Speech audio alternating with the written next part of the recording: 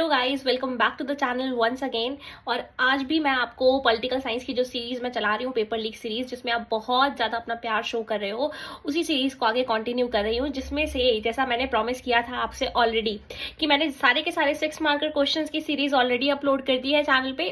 सिर्फ क्वेश्चन नहीं, आंसर्स के साथ अपलोड करी है, ताकि आपको आइडिया मिल पाए कि एग्जैक्टली आपको लिखना क्या है क्वेश्चन पेपर में। ओके, उसके बाद फिर जितने भी 4 मार्कर्स थे उसके लिए आपकी रिक्वेस्ट आई कि अलग अलग वीडियोस मत बनाओ, एक ही वीडियो में वन शॉट उसको करवा दो। तो 4 मार्कर्स को मैंने वन शॉट में ही करवा दिया, एक ही वीडियो के अंदर करवा दिया, वो कंप्लीट हो गया। अब आज किस चीज की बारी है? आज है जितने भी इंपॉर्टेंट 2 मार्कर क्वेश्चन है उनकी बारी है। ठीक है, जितने भी 2 मार्कर क्वेश्चन है हमारे इंपॉर्टेंट, आज हम उन सारे क्वेश्चन को कंप्लीट करेंगे।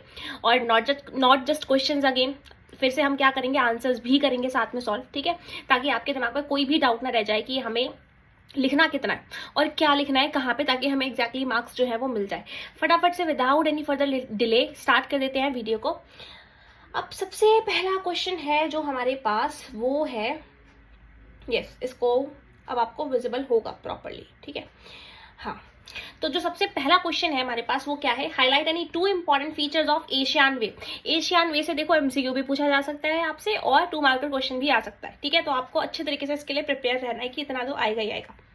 एशियन वे के 2 इंपॉर्टेंट फीचर्स बता रहे हैं। ठीक है, तो फटाफट से हम बता देते हैं। सबसे पहला हमें पता है कि ये क्या है, ये एक फॉर्म ऑफ इंटरैक्शन है जहां पे लोग इंटरैक्ट करते हैं एक दूसरे से बैठकर, बट इनफॉर्मल वे में, नॉन कॉन्फिडेंशियल है ये। तो ऐसा कुछ भी नहीं है कि भाई आपको अपने नॉन कन्फ्रंटेशनिस्ट है, मतलब ऐसा नहीं है कि आपको कन्फ्रंट करनी है अपनी चीजें, और साथ में कोऑपरेटिव भी अप्रोच यहाँ पे अपनाते हैं। तो ये 3 चीजें, 3 ये जो फीचर्स हैं, इसके याद रखना अच्छी तरीके से। 2 लिखने हैं वैसे तो यहाँ पे, बट तीनों के तीनों लिख के चले आना। ठीक है, it respects the national sovereignty of member Nations. तो ये जितने भी नेशंस है उनकी सोवरेनिटी को रिस्पेक्ट करता है कि आप अपनी इंडिपेंडेंस को बनाए रखें, हमें इस बात से कोई भी प्रॉब्लम नहीं है। ठीक है, आया समझ में? फटाफट से नेक्स्ट क्वेश्चन पे मूव करते हैं। सेकेंड क्वेश्चन क्या कह रहा है, show with the help of any 2 examples the strength of the United Nations. कि यूनाइटेड नेशंस की स्ट्रेंथ क्या है, कैसे पता चलता है कि ये मोस्ट इंपॉर्टेंट ऑर्गेनाइजेशन है, क्या कैसे पता चलेगा? इसके लिए कोई भी 2 पॉइंट्स बताओ। तो यूनाइटेड नेशंस जो है वो इन चीजों के बारे में बात करता है। It helps countries to cooperate to make better living conditions for us all. ये क्या करता है, सारी कंट्रीज के साथ कोऑपरेट करता है कि हमें क्या करना चाहिए, फ्यूचर के लिए अच्छी कंडीशंस को क्रिएट करना चाहिए और साथ में रहकर चलना चाहिए। सम इशूज आर ग्लोबल, कुछ इशूज इसमें ग्लोबल भी हैं, जैसे कोई एक स्टेट डील नहीं कर सकता, उसके लिए सबके सपोर्ट की जरूरत है हम, जैसे ग्लोबल वार्मिंग और जो एपिडेमिक्स आते हैं। आपको याद है कोरोना पैंडेमिक आया था उस टाइम पीरियड में, तो कितना ज्यादा प्रॉब्लम हुई थी कि आप किसी एक देश को ही उस चीज से सफर करना पड़ा था? नहीं, उसकी वजह से पूरे वर्ल्ड को सफर करना पड़ा था। UN helps nations come together to resolve. तो यूनाइटेड नेशंस क्या करता है, ये हेल्प करता है सबको कि वो क्या करें, साथ में आए और इन चीजों को रिजॉल्व करें। It can play an important role, ये एक बहुत इंपॉर्टेंट रोल भी प्ले कर सकता है। किस चीज में? जो नेशंस है अलग अलग, उनको हेल्प करने में, कि वो अपनी कंटेंशियस इश्यूज जो है, जो उनको लग रहा है कि बहुत ज्यादा ये इंपॉर्टेंट है इशू उनके लिए, उनको डिस्कस करने में भी ये उनको हेल्प कर सकता है और पीसफुल सॉल्यूशंस जो है वो उनको प्रोवाइड कर सकता है। आगे इसका एग्जाम्पल भी बता देते हैं। That shows that the strength of UN are as follow. कैसे? यूएन ने क्या किया था, एक रेजोल्यूशन पास किया था that help resolve conflict between Lebanon and Israel. इन दोनों के बीच का कॉन्फ्लिक्ट जो था वो रिड्यूस कर दिया था। यूएन हेल्थ एजेंसीज जो है, इन्होंने बहुत ज्यादा कोविड पैंडेमिक के दौरान काम किया ताकि जो चीजें हैं उनको ठीक किया जा सके। तो इस तरीके से आप अपना आंसर जो है वो कंप्लीट कर सकते हो। हालांकि ये 2 मार्क्स के लिए क्वेश्चन है, और जैसा कि मैं आपको हमेशा ही सजेस्ट करती हूँ कि आपको करना क्या है, अगर 2 मार्क्स के लिए पूछा जा रहा है तो आपको हमेशा 1 पॉइंट तो एक्स्ट्रा लिख कराना है। वही चीज को ध्यान में रखते हुए मैंने यहाँ पे आंसर जो है वो प्रोवाइड करें। ठीक, yes, let's move on the next question. Explain the term security. Security क्या है, सिक्योरिटी वर्ड का मतलब क्या है ये समझाओ। सिक्योरिटी जो है वो किस चीज के बारे में बात करती है, ये कहती है security implies freedom from threats, कि थ्रेट से हमें फ्रीडम चाहिए। थ्रेट्स जो है मतलब खतरा जो है उससे आजादी, दैट इज सिक्योरिटी। थ्रेट विच, और थ्रेट ऐसा नहीं कि भाई हम बाहर निकल गए, चोट लग गई, इस बात का डर है, बाहर ही निकलेंगे, थ्रेट है ये हमारे लिए। नहीं, थ्रेट वो जो कि इस तरीके से हमारी कोर वैल्यूज को इंडेंजर कर दे कि उसको रिपेयर करना पॉसिबल ना हो। ठीक है, that endangers our core values so that it is beyond repair. तो वही होता है exactly threat. Threat which damage the core values are extremely dangerous, ये बहुत ज्यादा डेंजरस होते हैं, and can endanger these values beyond repair. तो अगर कोई इतना ज्यादा डैमेज पहुंचा रहा है उस चीज को, वहां पे हमें सिक्योरिटी की जरूरत है। ठीक, next question, explain any 4 features of India और इजराइल रिलेशन। इंडिया और इजराइल के रिलेशन के 4 को ये फटाफट से पॉइंट बताने हैं यहाँ पे। देखो बीएसपी यानी बहुजन समाजवादी पार्टी जो कि है, ओ माय गॉड, इसका आंसर लगता है ऐड होना रह गया, कोई बात नहीं, इस चीज़ को हम यहाँ पे कट करते हैं फटाफट से। नेक्स्ट क्वेश्चन पे मूव करते हैं। नेक्स्ट क्वेश्चन क्या है, highlight any 2 recommendations of the Mandal commission. Mandal commission की कोई 2 रिकमेंडेशंस को यहाँ पे हमें बताना है। रिकमेंडेशन क्या है मंडल कमीशन की, reservation of 27% of seats in educational institutions, मतलब एजुकेशनल इंस्टीट्यूट्स में 27% सीट्स जो है वो रिजर्व कर दी जाएंगी। And government jobs for backward classes, जो पीछे रह गई हैं क्लासेस, बैकवर्ड क्लासेस जो है उनके लिए उन जॉब्स वगैरह में भी और यूनिवर्सिटीज में भी उनको रिजर्वेशन प्रोवाइड किया जाएगा। अच्छा, एक बात और कही थी मंडल कमीशन ने रिकमेंडेशन में कि 27% तो देना है आरक्षण जो है, रिजर्वेशन देना है, बट 50% से ज्यादा ये जो रिजर्वेशन है वो जाना नहीं चाहिए, तो ये बात याद रखना, ठीक है। Backward classes should be understood as caste other than the schedule caste, तो बैकवर्ड क्लासेस को भी हमें समझना होगा क्योंकि समाज में कुछ ऐसे वर्ग हैं जो कि शेड्यूल कास्ट तो नहीं है बट उनके साथ भी ट्रीटमेंट अच्छी नहीं हुई है, तो they were known as the OBCs, ठीक है। Land reform to improve the condition of OBCs, तो जो ओबीसीज हैं उनकी कंडीशन को इम्प्रूव करने के लिए बेसिकली लैंड रिफॉर्म एक्ट्स भी लेकर आए गए सरकार के द्वारा। नेक्स्ट क्या है, in which year was the first coalition government formed in India and why, कौन से ईयर में सबसे पहली बार इंडिया की कोलिशन गवर्नमेंट बनी थी और क्यों बनी थी, तो कौन सा ईयर था भाई, first coalition government was formed in the year 1989।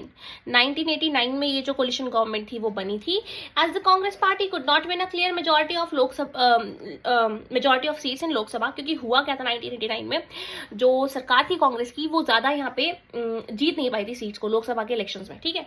तो वीपी सिंह ने क्या किया, कोलिशन गवर्नमेंट फॉर्म कर ली with the help of specific national front की गवर्नमेंट के साथ and Janata Dal alliance of BJP and the left front, इन सबने अपना अलायंस बनाया और फटाफट से सरकार बना ली।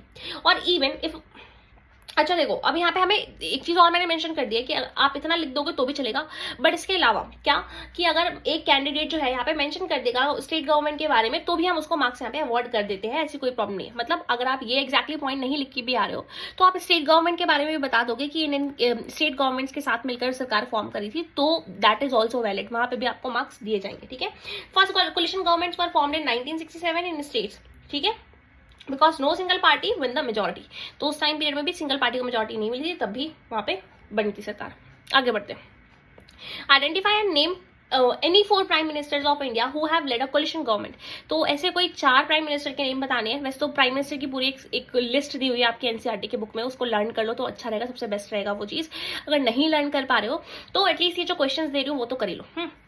यहाँ पे कोई भी ऐसे 4 प्राइम मिनिस्टर के नेम बताने हैं आपको जिन्होंने कोलिशन गवर्नमेंट बनाई इंडिया में, तो नरसिम्हा राव हो जाएंगे, वीपी सिंह हो जाएंगे, अटल बिहारी वाजपेयी, मनमोहन सिंह, एचडी देवेगौड़ा, आई.के. गुजराल और चंद्रशेखर, इन सबके नाम यहाँ पे मैंने लिख दिया, इनमें से कोई से भी आपको 4-5 याद कर लेने हैं, दैट्स ऑल, ठीक है। आगे, highlight any 2 reasons responsible for the violence in Punjab during 1980s, 1980s में क्यों इतने दंगे फसाद हो रहे थे पंजाब में, इसका रीजन क्या था ये बताओ, यहाँ पे क्वेश्चन पूछ रहा है। बहुत अच्छी तरीके से ये क्वेश्चन तो आपको आना चाहिए। हुआ क्या था, मैंने इतने सारे पॉइंट्स क्यों ऐड कर रखे हैं, because it can also come in 4 marks question as well, ठीक है, इसलिए मैंने इतने पॉइंट्स यहाँ पे ऐड कर दिया, बट आपको 3 पॉइंट्स लिखने हैं, दैट्स इट। क्या रीजंस थे जो रिस्पॉन्सिबल थे इस वायलेंस को लेकर पंजाब में, अकाली दल जो था वो अकाली पार्टी बेसिकली जो थी वो पावर में आ गई 1967 में, और इसने कुछ इश्यूज उठाए। इसने बोला कि हमें जो बाउंड्रीज है ना उनको रीड्रॉ करना है, इसने बोला कि हमें हरियाणा का कुछ एरिया चाहिए, चंडीगढ़ हमारी कैपिटल बननी चाहिए, तो ये इन्होंने डिमांड्स यहाँ पे रख दी। Their government was dismissed by centre, तो सेंटर ने अपना होल्ड एस्टैब्लिश करने के लिए इनकी गवर्नमेंट को हटा दिया वहां से, ठीक। Letter Akali Dal started movement for autonomy, तो बाद में क्या हुआ, बाद में ये अकाली दल ने क्या किया, यहाँ पे इन्होंने ऑटोनॉमी के लिए आवाज उठानी चालू कर दी, ठीक है। The Anandpur Sahib resolution asserted regional autonomy and redefined centre state relations, तो सेंटर और स्टेट के रिलेशंस को भी रीडिफाइन कर दिया गया। Pro Khalistani activist took to arms, अब इन लोगों ने अपने हाथ में हथियार उठा लिए। द मिलिटेंट्स टुक शेल्टर, इन लोगों ने शेल्टर ढूंढना चालू कर दिया। एंड उसके बाद turn the Sikh Holi shrine of the golden temple at Amritsar, और इन्होंने क्या किया, बेसिकली जो अमृतसर था उसको, अमृतसर में बेसिकली जो गोल्डन टेम्पल लोकेटेड है उसको अपना अड्डा बना लिया, वहां पे उस जगह को अपना अड्डा यहाँ पे बना लिया, इनटू एन आर्म्ड फोर्ट्रेस बना लिया उसको। गवर्नमेंट ने क्या किया, इंडियन गवर्नमेंट ने क्या किया, ब्लू स्टार ऑपरेशन यहाँ पे 1984 में चलाया, जिसके बाद इंदिरा गांधी की डेथ भी होती है। इसकी वजह से क्या होता है, सेंट्रल गवर्नमेंट जो है वो सेंट्रल गवर्नमेंट जो है वो जब ये एक्शन लेती है तो इंदिरा गांधी का असैसिनेशन हो जाता है। Assassination term is very important, it is used when someone is killed through political controversy, okay, तब हम ये जो वर्ड है, ये जो टर्म है वो यूज करते हैं असैसिनेशन, नॉट किल्ड, असैसिनेशन, ठीक। इन 1984 after a large scale violence against Sikhs, तब जब लार्ज स्केल वायलेंस चल रहा था सिख्स के अगेंस्ट, तब यहाँ पे ऐसा किया गया। Explain the notion of traditional security, traditional security क्या है, इसका नोशन यहाँ पे समझाना है। The traditional concept of security is that the greatest danger to a country, तो ट्रेडिशनल सिक्योरिटी क्या कहती है, हमें सबसे ज्यादा खतरा कब हो सकता है, हमारी कंट्री को सबसे ज्यादा खतरा कब हो सकता है, मिलिट्री थ्रेट से हो सकता है, मतलब बाहर से मिलिट्री थ्रेट जो है वो मिल रहा है उससे हो सकता है, या फिर थ्रेट्स अगर हमें किसी और कंट्री के द्वारा मिल रहे हैं तो वो। एंडेंजरिंग द, जो कि इस तरीके का थ्रेट पहुंचा रही है कि हमारी जो कोर वैल्यूज है उनको एंडेंजर कर रही है, हमारी सोवरेनिटी को एंडेंजर कर रही है, हमारी इंडिपेंडेंस को, हमारी इंटीग्रिटी को एंडेंजर कर रही है, खतरा पहुंचा रही है, that is military threat, that is traditional notion of security. Sometimes, हमेशा ऐसा ही नहीं होता है कि बस ये एक्सटर्नली होगा, कई बार ये इंटरनल भी होता है, जैसे कि सेपरेटिस्ट मूवमेंट्स का चलना या फिर रिवोल्ट चलना, ये सारी चीजें भी इसके अंदर आ जाएंगी। अब देखो, ये क्वेश्चन जो है वो दो तरीके से पूछा जा सकता है। Name any 4 agencies of the United Nations, कि आप 4 एजेंसीज बता दो यूनाइटेड नेशंस की, या फिर 4 ऑर्गन्स बता दो यूनाइटेड नेशंस के। तो ये क्वेश्चन जो है वो किसी भी तरीके से पूछा जा सकता है। अगर एजेंसीज पूछेगा तो एजेंसीज क्या क्या बताओगे, UNICEF, UNESCO, WHO, ILO, UNDP, फिर IMF और FAO, ठीक है, ये सारी बता सकते हो, इनमें से कोई सी भी 2-3 बता दोगे चल जाएगा। अब अगर वो पूछता है आपसे क्या, अगर वो पूछता है कि हमें बताओ ऑर्गन्स कितने, तो ऑर्गन्स आपको बता देना है, 6 के 6 बता देना है, भले ही वो आपसे 2 पूछे, बट आप ना 4 तो लिख के आना ही आना कम से कम।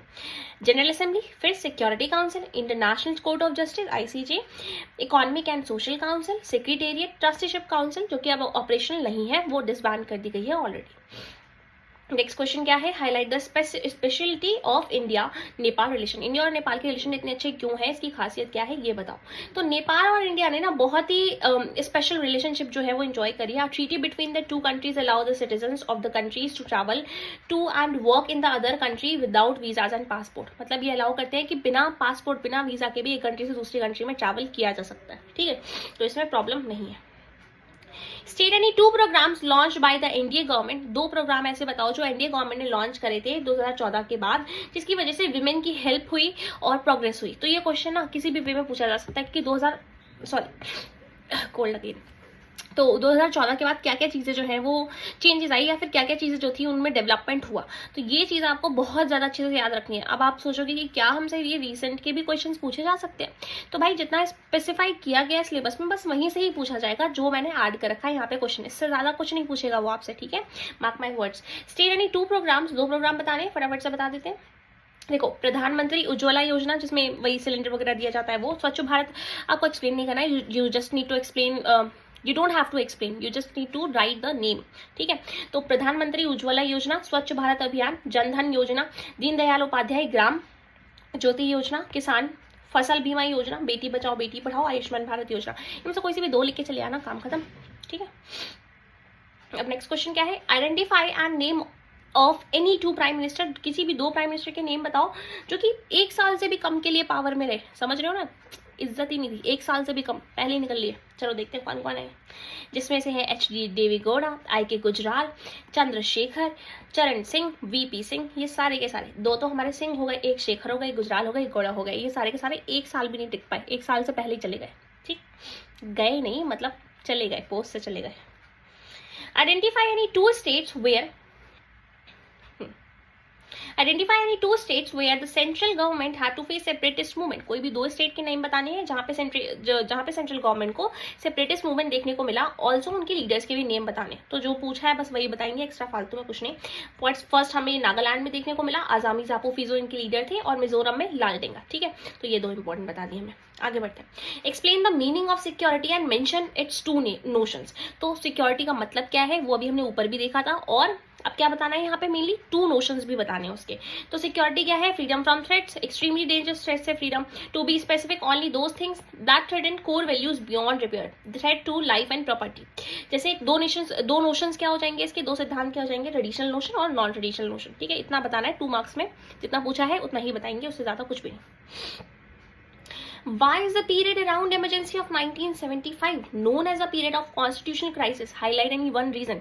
तो ये जो टाइम पीरियड है इमरजेंसी का 1975 के दौरान का ये जो टाइम पीरियड है, इसको हम कॉन्स्टिट्यूशनल क्राइसिस के नाम से क्यों जानते हैं, ऐसा क्यों जानते हैं कि इस टाइम पीरियड में कॉन्स्टिट्यूशनल क्राइसिस आ रखा था, कोई एक रीजन यहाँ पे हमें बताना है, ठीक है। कॉन्स्टिट्यूशनल क्राइसिस के बारे में बता देते हैं कि हुआ क्या था लेजिस्लेचर और जुडिशरी के बीच में। ये कॉन्स्टिट्यूशनल क्राइसिस चल रहा था। क्या क्या थे कॉन्स्टिट्यूशनल क्राइसिस? सबसे पहला कि can parliament abridge the fundamental rights, क्या पार्लियामेंट के पास इतनी पावर है कि वो लोगों के फंडामेंटल राइट्स को भी छीन ले? क्या इतनी पावर है?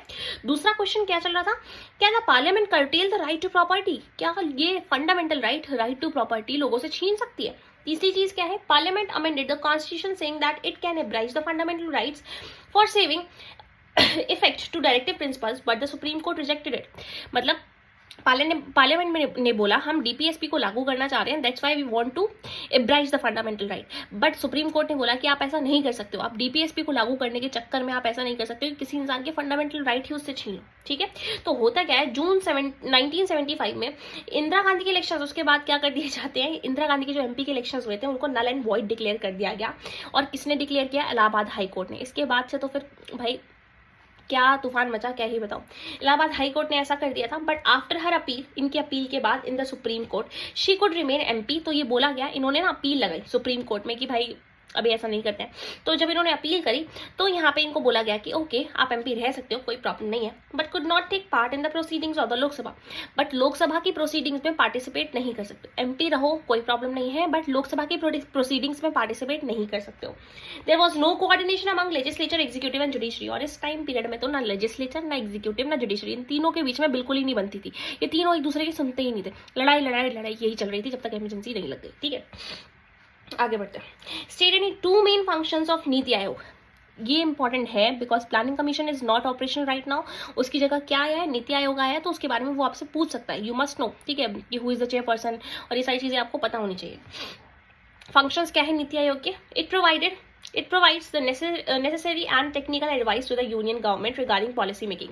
तो ये क्या करती है? ये जितने भी जरूरी टेक्निकल एडवाइस जो होती है यूनियन गवर्नमेंट को पॉलिसी मेकिंग के लिए, वो प्रोवाइड करती है। ये हार्मोनाइज करती है जो नेशनल सिक्योरिटी है और इकोनॉमिक पॉलिसी है उनके बीच में बैलेंस बना के चलने की कोशिश करती है। It prepares a strategic and long term framework. ऐसा नहीं है कि सिर्फ हमने स्पेसिफाई कर दिया that we need to make a plan for 5 year, नहीं, इसमें ऐसा नहीं बोला जाता। लॉन्ग टर्म के लिए हम बनाते हैं जब तक वो चीज अचीव ना कर ली जाए। ठीक है, it prepares a strategic and long term framework of policy and programme. It acts as a, बहुत इंपॉर्टेंट चीज है कि नीति आयोग जो है वो थिंक टैंक की तरह भी काम करता है यूनियन गवर्नमेंट के लिए। ठीक, इतना ये जो पॉइंट्स है, 4 पॉइंट्स है, you have to write any 3। Okay, आगे बढ़ते हैं। Why was the period of India's first nuclear test a difficult period in its domestic politics? Explain कि ये जो टाइम पीरियड था इंडिया की फर्स्ट न्यूक्लियर टेस्ट जब इंडिया ने किया, उस टाइम पीरियड में कब हुआ था? फटाफट से बता दो मुझे कि कब हुआ था, याद है या नहीं है? 1974। ठीक है, 1974 में ये, और कौन से मंथ में? मई 1974 में ये फर्स्ट न्यूक्लियर टेस्ट हुआ। Who was the leader then? Indira Gandhi, ठीक है, प्राइम मिनिस्टर थी। तो उस टाइम पीरियड में क्या असर पड़ा इसका डोमेस्टिक ली? तो हमें पहले तो थोड़ा बहुत बता देना है। It was a difficult period in India's democratic politics because prices बहुत ज्यादा बढ़ते हुए चले जा रहे थे अरब इसराइल वॉर की वजह से। 1973 में there was a hike in oil price तो आसमान छू रहे थे। India was facing difficulties on the economic front. India ना बहुत ज्यादा इकोनॉमिक फ्रंट पे डिफिकल्टीज को फेस करा था। Many agitations were going on in the country. बहुत सारे दंगे चल रहे थे इंडिया में अलग अलग जगह पे। India faced a railway strike in May 1974। मई 1974 में इंडिया ने स्ट्राइक भी फेस करी। ठीक है, सॉरी फॉर द डिस्टर्बेंस, आगे बढ़ते हैं। तो ये सारी प्रॉब्लम्स जो थी वो यहाँ पे इस टाइम पीरियड में चल रही थी। In what way are the coalition governments more democratic? जो कोलिशन गवर्नमेंट है वो ज्यादा डेमोक्रेटिक क्यों है? किस तरीके से ये ज्यादा डेमोक्रेटिक कंसिडर करी जाती हैं? तो कोलिशन गवर्नमेंट्स जो है वो बहुत ज्यादा डेमोक्रेटिक होती हैं। क्यों? क्योंकि ये क्या करती हैं यहाँ पे ना, they eliminate the fear of one party dominance. ये क्या करती हैं, जब देखो कांग्रेस के बाद जब दूसरी पार्टी आई सामने वाली और कोलिशन बना के आई, तो ये फियर तो खत्म हो गया कि एक ही पार्टी डोमिनेंस में रहने वाली है। तभी तो जो कोलिशन पार्टी का ये जो डोमिनेंस का एरा था वो एंड हुआ। ठीक है, डिफरेंट ग्रुप्स जो थे या फिर रीजन्स थे get due representation in the government. तो छोटे छोटे जो ग्रुप्स हैं उनको भी कहीं ना कहीं रिप्रेजेंटेशन मिल ही जाती है। आगे, many parties come together on different issues. बहुत सारी अलग अलग पार्टीज जो है वो डिफरेंट इशूज पे साथ में आती हैं। They keep in view the regional aspirations and interest. ये सारे के सारे सामने रखते हैं, व्यू जो है वो सामने रखते हैं कि भाई हमारा जो रीजनल एस्पिरेशन है और हमारे यहाँ की जो प्रॉब्लम्स है वो क्या है। अब नेक्स्ट क्वेश्चन क्या है? 2 रीजन यहाँ पे बताने कि कांग्रेस पार्टी जो थी वो नॉर्दर्न स्टेट्स में क्यों जीत रही थी जनरल इलेक्शन के 1977 में। ठीक है, इवन मतलब आफ्टर इमरजेंसी क्यों यहाँ पे हाँ, जो विक्ट्री थी वो मिली। हुआ क्या, the impact of the emergency was not felt equally in all state, मतलब जो इम्पैक्ट यहाँ पे फेस करना पड़ा, कहाँ, किस चीज़ में, किस चीज़ को लेकर, जो इम्पैक्ट इनको फेस करना पड़ा इमरजेंसी का, वो हर स्टेट में सेम नहीं था। The force relocations and displacements and the force sterilisation were most commonly in the northern states. ये सारी चीज़ें नॉर्दर्न स्टेट्स में हुई थी। एक चीज़ मैंने यहाँ पे थोड़ी सी मिस्टेक कर दी, अभी मैं करेक्ट कर देती हूँ। यहाँ पे नॉर्दर्न नहीं है, यहाँ पे क्या है, सदर्न स्टेट है। Okay, must remember southern state.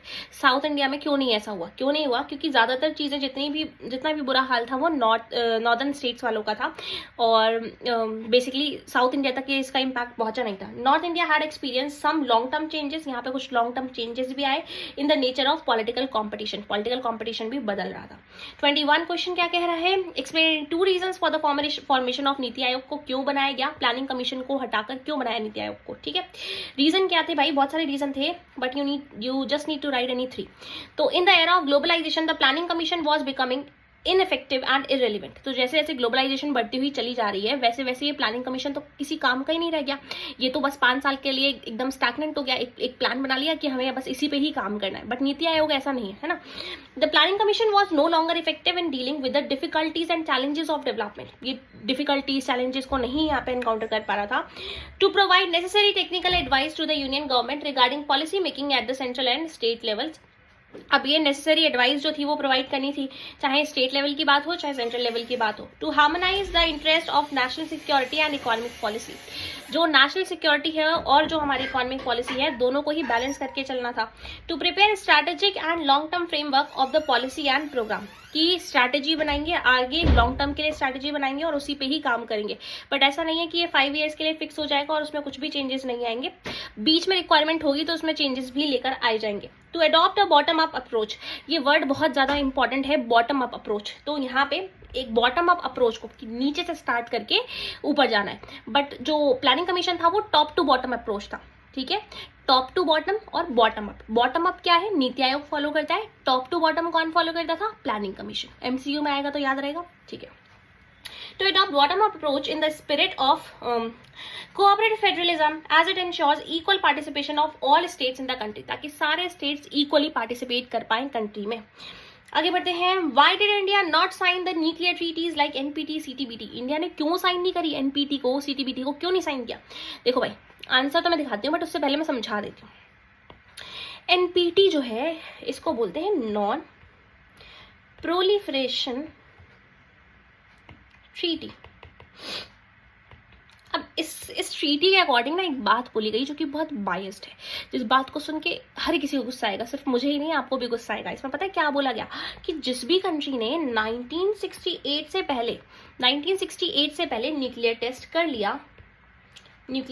लिया वो कंट्रीज न्यूक्लियर वेपन्स को अपने पास रख सकती है, कोई प्रॉब्लम नहीं। बट जिस कंट्री ने भी 1968 के बाद न्यूक्लियर टेस्ट या न्यूक्लियर पावर बनने की कोशिश करी तो उसके ऊपर हम सैंक्शंस लगा देंगे, रुकावटें लगा देंगे, परेशान कर देंगे उसको। ठीक है, तो इंडिया ने कब किया था अपना फर्स्ट न्यूक्लियर टेस्ट? 1974 में किया था ना। यानी इंडिया से तो ये लोग फिर गुस्सा ही दिखा रहे हैं, मतलब जो सुपर पावर्स बन चुकी हैं वो ठीक है, बट हम दूसरे को ऐसा करने का मौका नहीं देंगे। तो ये अप्रोच था, ये बायस्ड अप्रोच था, इसलिए इंडिया ने इस चीज के अगेंस्ट प्रोटेस्ट किया। हमने बोला हम नहीं ज्वाइन करेंगे एनपीटी को, ये बहुत बायस्ड है। सेम गोज विद सीटीबीटी का भी यही है। ठीक है, सेंट्रल टेस्ट बैन ट्रीटीज का भी वही कहानी है। इंडिया ने रिफ्यूज कर दिया कि ना तो मैं सीटीबीटी साइन करूंगा ना मैं एनपीटी साइन करूंगा, सीधी सी बात। They were selectively applicable to the non nuclear powers, ये तो बोला गया 1968 के बाद जो जितने भी नॉन न्यूक्लियर पावर्स है वो वैसी ही रहेंगी जैसी हैं। They legitimise the monopoly of the 5 nuclear weapon powers. तो इन्होंने क्या किया, इन्होंने जो 5 न्यूक्लियर पावर्स थी, 5 न्यूक्लियर यानी 5 permanent members of United nation security council, उनके पास ही न्यूक्लियर पावर रहेगी और किसी के पास नहीं रहेगी वर्ल्ड में। इनका मेन ये अप्रोच था। ठीक है, इंडिया ने एनपीटी को क्या माना, बायस्ड माना, डिस्क्रिमिनेटरी माना, भेदभावपूर्ण माना। India was committed to the policy of using nuclear power. India ने बोला कि हम बहुत कमिटेड है, हम चाहते हैं न्यूक्लियर पॉलिसीज को बनाए, बट सिर्फ और सिर्फ किस लिए, ऑफेंसिव पर्पस? नो, सिर्फ और सिर्फ पीसफुल पर्पस के लिए, ठीक है, शांति स्थापित करने के लिए। It was in the interest of our national security as our neighbours China and Pakistan are nuclear power states. और हमें तो ऐसा करना ही पड़ेगा ना भाई, चाइना ऊपर बैठा हुआ है, बगल में यहाँ पे पाकिस्तान है, दोनों के दोनों न्यूक्लियर टेस्ट कर चुके हैं ऑलरेडी, मतलब दोनों के दोनों न्यूक्लियर पावर्स बन चुके हैं। और मैं कह दूं कि मुझे एनपीटी, ठीक है, मैं एनपीटी साइन करने को तैयार हूँ, तो मुझे थोड़ी पता कि ये दोनों कब हमला कर देंगे मेरे ऊपर। मेरे पास तो आर्म्स भी नहीं है ना इनसे लड़ने के लिए, वेपन्स भी नहीं है मेरे पास तो, ठीक है। तो इसीलिए सेल्फ डिफेंस के पर्पस के लिए भी हमने ऐसा किया। It is important for our defence and deterrence, ठीक है, दोनों के लिए जरूरी था, इसलिए हमने ऐसा किया। अब इसी के साथ 2 मार्कर क्वेश्चंस को भी 1 शॉट में कंप्लीट करवा दिया है और अच्छे से समझ में भी आ गए होंगे। इसके अलावा आगे जो वीडियोस आएंगे उनके बारे में इंफॉर्मेशन बतानी है, तो इसलिए रुक जाना भी जाना मत। पहले तो यहाँ पे दिए हैं मैंने 4 होमवर्क क्वेश्चंस, ये आपको करने हैं, ठीक है, होमवर्क में करने हैं। 4 रिपब्लिक्स बतानी है यूएसएसआर की, वेरी इजी। उसके बाद दीनदयाल उपाध्याय के बारे में थोड़ी बहुत इंटीग्रल ह्यूमनिज्म की 1-2 जो पॉइंट्स हैं वो लिख देना। फिर आईएलओ के फंक्शंस बताने हैं। उसके बाद क्या बताना है, 1975 में जो इमरजेंसी लगी थी 2 एक्सेसेस बताने हैं उसमें कि गवर्नमेंट ने क्या क्या चीज़ उसमें करी थी, ठीक है। तो ये जो होमवर्क क्वेश्चंस हैं वो हो गए, इनको तो कर लेना। अगर इसमें डाउट आता है कि नहीं समझ में आ रहा है इसका आंसर क्या लिखें, I am here to tell you, comment करो, मुझसे पूछो, मैं वहीं पे ही तुम्हें आंसर कर दूंगी, ठीक है, कोई प्रॉब्लम नहीं है। पीपीटी चाहिए इस पूरे के पूरे पार्ट की, पूरे के पूरे वीडियो की, तो वो भी मिल जाएगी, कमेंट करो, वहाँ पे लिंक आपको प्रोवाइड कर दी जाएगी, ठीक है। और आगे बढ़ते हैं। Thank you so much for watching this video. And अभी इसके अलावा और भी चीज़ें बची हुई हैं। क्या क्या बचा हुआ है, हमने क्या क्या कर लिया, हमने 6 मार्कर क्वेश्चंस कंप्लीट कर लिए, हमने 4 मार्कर क्वेश्चन कंप्लीट कर लिए, हमने 2 मार्कर क्वेश्चंस भी कंप्लीट कर लिए। अब बचा क्या, अब बची हमारी छोटी छोटी चीज़ें। पहले तो अभी मुझे 100 MCQs करवाने हैं आप, ठीक है, 100 MCQs करा रहे हैं। उसके बाद साथ में एक करवाना है मैप कार्टून, ये 2 चीज़ें करवानी है। एंड एक और चीज़ तो बच गई जो कोई नहीं करवा रहा, केस बेस्ड स्टडीज़, ठीक है, ये करवानी, केस बेस्ड स्टडीज जो है वो करवानी है। तो इतना पार्ट तो मुझे करवानी है। साथ में एक सरप्राइज भी है, जैसा मैंने बताया था स्ट्रैटेजी वाले वीडियो में। अगर अभी तक स्ट्रैटेजी वाली वीडियो नहीं देखी है ना, तो फटाफट से जाके स्ट्रैटेजी वाली वीडियो को देख कर आओ, उसमें मैंने सरप्राइज भी बताया हुआ है आपके लिए कि इसके अलावा क्या है। Thank you so much for watching this video, hope you liked it. अगर इसके अलावा कोई भी डाउट है तो let me know in the comment section.